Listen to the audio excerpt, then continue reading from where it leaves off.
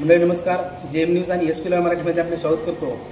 आज आपल्यासोबत आहेत महाराष्ट्र राज्याचे माजी राज्यमंत्री तथा या मतदारसंघामध्ये सर्वात अनुभवी असणारा चेहरा माननीय प्रकाशदादा सोळंके. याच ठिकाणी आता 2025 मध्ये नगर परिषद निवडणूक रणांगण सुरू झालं आहे आणि भरपूर जे काही सर्व पक्ष आहेत सर्व पक्षांच्या बैठकी या ठिकाणी चालू झाल्या आहेत आणि जिल्हा परिषद असतील पंचायत समिती असतील या स्थानिक स्वराज्य निवडणुकीमध्ये आता सर्व जे काही नेते आहेत नेते मंडळी कामाला लागले आहेत. आज या ठिकाणी किल्ले धारूर शहरामध्ये एक बैठक पार पडली. या बैठकीमध्ये माननीय प्रकाशदादा सोळंके आज उपस्थित आहेत. दादा, जे काही आज आपण निवडणूक लढवणार आहात पुढील तर कुठलं विजन घेऊन आपण या निवडणुकीमध्ये उतरणार आहात? सगळ्यात पहिल्यांदा धारूर शहराचा सर्वांगीण विकास करणार.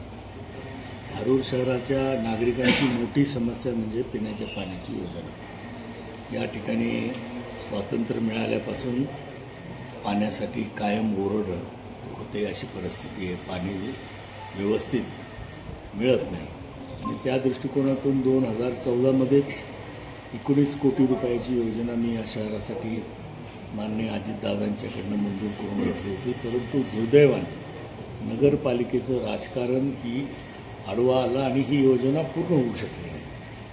त्यानंतर आता परत एकदा नव्यानं जेव्हा प्रशासकाचा कारभार या नगरपालिकेत सुरू झाला, नव्यानं मी प्रस्ताव तयार केला आणि 65 कोटी रुपयाची पाणीपुरवठा योजना या शहरासाठी मंजूर करून घेतली. जी अनेक दिवसापासूनची मागणी होती की कुंडलिका धरणावरून धारूर शहराच्या पाणीपुरवठ्याची योजना आता पूर्णत्वाला गेलेली आहे. आज त्याची ट्रायल होऊन टाकीमध्ये पाणी पडलेलं आहे आणि पुढच्या 2-3 महिन्यामध्ये ही योजना संपूर्णतः कार्यरत करून धारूरकरांना रोज स्वच्छ पिण्याचं फिल्टर केलेलं पाणी मिळावं हे आमची पहिलं धारूर शहरातल्या जनतेला आश्वासन राहील. मागच्या काळामध्ये म्हणजे मागच्या वर्षभराच्या काळामध्ये या शहरामध्ये जवळजवळ 25 कोटी रुपयाचा निधी हा रस्ते आणि नालीच्या बांधकामासाठी आम्ही आणण्यामध्ये यशस्वी झालो आणि ती कामं आता पूर्णत्वाला गेलेली आहेत. अतिशय दर्जेदार रस्त्याचं काम झालेलं आहे. त्याच्यामुळं नागरिकांमध्ये समाधान आहे, व्यापाऱ्यामध्ये समाधान आहे आणि उर्वरित रस्त्यांच्यासाठी आम्ही 100 कोटी रुपयाचा नगरोत्थानमधून प्रस्ताव पाठवलेला आहे. जे जर मंजूर झाला आणि ही कामं झाल्यानंतर निश्चितच धारूर शहराचं कायापालट या ठिकाणी होणार आहे. एक स्मार्ट सिटी म्हणून धारूर नगरपालिका ओळखली जाईल अशी परिस्थिती निर्माण करण्याचं आमचं स्वप्न आहे आणि ते करण्यामध्ये माझी आमदारकीची टर्म संपण्याच्या आधी ही सर्व कामं आम्ही या ठिकाणी पूर्ण करू. दादा, या धारूर शहरामध्ये अनेक ज्येष्ठ नागरिकांचा ज्येष्ठ नेत्यांचा आपल्या पक्षामध्ये प्रवेश झाला. त्याचप्रमाणे याच ठिकाणी असणारे माजी नगराध्यक्ष माधव निर्मळ यांचा भाजपमध्ये प्रवेश झाला. याचा कितपत आपल्या पक्षावर परिणाम होईल आणि जे काही त्यांचा प्रवेश झाला आहे त्यांचा कितपत आपल्या पक्षासाठी फायदा होईल? मला वाटतं की माधव निर्मळनी भारतीय जनता पक्षामध्ये प्रवेश केल्यानंतर इथल्या जनतेमध्ये त्यांच्याबद्दलचा असणारा जो रोष आहे तो आजच्या पक्षप्रवेशाच्या निमित्तानं व्यक्त झाला असं मी म्हणेन. अनेक चांगले चेहरे यांच्याबद्दल लोकमत अतिशय चांगलं आहे.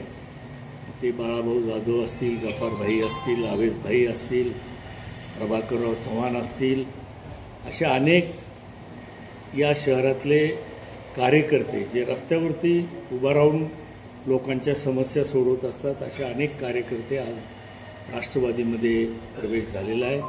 त्याचबरोबर आता रमेशराव अडसकर यांनी राष्ट्रवादीमध्ये प्रवेश केला आहे. राजाभाऊ मुंडे यांनी प्रवेश केलेला आहे. त्याच्यामुळं फार मोठी ताकद धारूर तालुक्यात याच्यामुळं आमची निर्माण झालेली आहे आणि निश्चितपणानं ते निकालाच्या स्वरूपात आम्ही पुढच्या निवडणुकीत दाखवून देऊ. दादा, या मतदारसंघामध्ये आपल्या माध्यमातून अनेक मोठमोठी कामे झाली आहेत.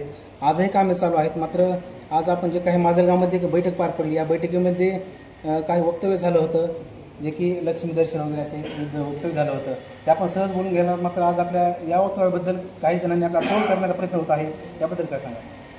आता काही बोललं तरी ट्रोल करतात. त्याच्याबद्दल काही वर्ग स्पेसिफिक असा आहे समाजामधला की त्यांना काय आमच्याबद्दल म्हणजे ते कावीळ झालेल्यासारखं पिवळंच दिसतंय सगळं. परंतु मी जे वक्तव्य केलं होतं ते विनोदाने केलं होतं. कार्यकर्त्याची मरगळ त्यांनी झटकावी याच्यासाठी ते वक्तव्य होतं. त्याचं काही सिरियसली घ्यायचं कारण नाही. आणि निवडणुकीमध्ये अनेक प्रकारे मतदान घ्यावं लागतं एवढाच मला त्याच्यात उल्लेख करायचा होता. त्याच्यात काही फार सिरियसली घेण्यासारखं ते वक्तव्य नाही. दादा, आज आपल्यासोबत रमेश वाडसकर आहेत, राजभाऊ मुंडे आहेत आणि या ठिकाणचे ज्येष्ठ नेते जे आहेत की ज्यांचा आज या पक्षामध्ये आपला प्रवेश झाला, तर कशा प्रकारे आपल्याला या ठिकाणी निवडणूक जाणार आहे आणि कोण असणार आहेत या ठिकाणी जे उमेदवार जे की या प्रबळ या नगराध्यक्षपदासाठी ठरतील? नाही, आता पाहिजे नगराध्यक्षपदाचा उमेदवार ठरवण्याची प्रक्रिया चालू आहे. आमच्या पक्षाकडं अनेक इच्छुक आहेत. त्या इच्छुकांचा एकदा विचार करून कोण सगळ्यात योग्य उमेदवार आहे याचा निर्णय आम्ही घेणार आहोत. परंतु इच्छुक अनेक आहेत. दादोसाहेबही इच्छुक आहेत. आपण जिथं बसलो आहेत ते सावंतसाहेबही इच्छुक आहेत. आणखीन काही आमचे मुस्लिम समाजातर्फे काही इच्छुक आहेत. म्हणजे इच्छुकाची काही आमच्याकडे कमतरता नाही. परंतु शेवटी निवडणूक जिंकणारा उमेदवार कोण आहे आणि सर्वांशी चर्चा करू, आमच्या कार्यकर्त्याशी आम्ही चर्चा करू कोणता उमेदवार चांगला राहणार. जे आता नगरसेवक आम्ही समजा ठरवणार आहोत त्यांच्याशी आमची चर्चा होणार. म्हणजे सर्वांशी चर्चा करून लोकशाही पद्धतीनं आम्ही उमेदवाराची निवड करणार. जो आपण या ठिकाणी कार्यकर्ता मेळावा आज घेतला याचा मागचा मुख्य उद्देश काय होता? मुख्य उद्देश आता कार्यकर्त्यांनी निवडणुकीच्या तयारीला लागावं. इच्छुक कोण कोण आहे त्याची चाचपणी करता यावी आणि कार्यकर्त्यांनी मरगळ झटकून आता कामाला प्रचाराला लागावं एवढाच उद्देश आजच्या मेळाव्याचा होता. आणि तो फार मोठ्या प्रमाणात यशस्वी झाला असं मी म्हणेल. अतिशय चांगला प्रतिसाद कार्यकर्त्यांनी आम्हाला दिलेला आहे.